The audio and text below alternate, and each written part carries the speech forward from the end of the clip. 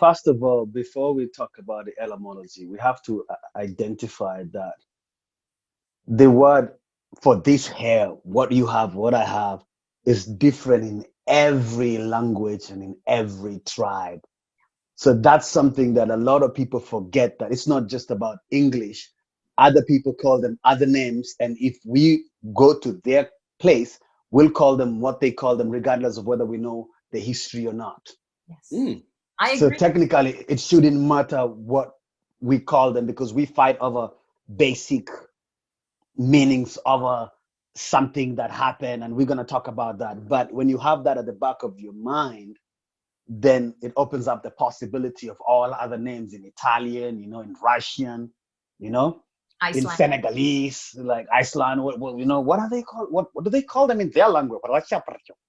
In Amharic, How And did what he know does it the really Icelandic? mean?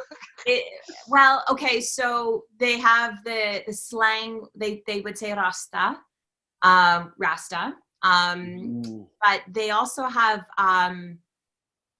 flätteflocka. And so that Sounds like Floki. yes. Well, we talked about that last week. So Yeah, the like the funny thing, Floki. right, and so the direct translation is essentially matted hair. It's like matted braided matted hair. Very interesting. Very That's cool. interesting. Yeah, that's interesting. So when we come back to the English form of it,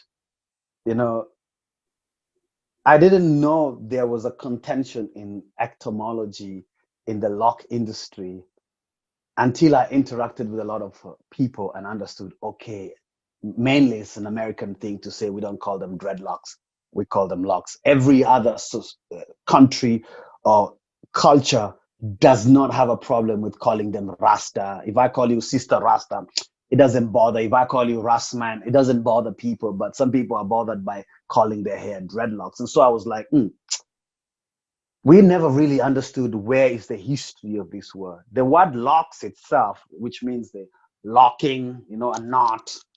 And when you check at the Webster dictionary, it explains a lot of explanation that has nothing to do with hair, until when you get to the bottom where it says a bunch of hair.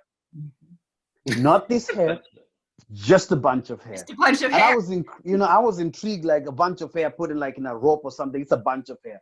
And I was intrigued when I watched Shrek 2.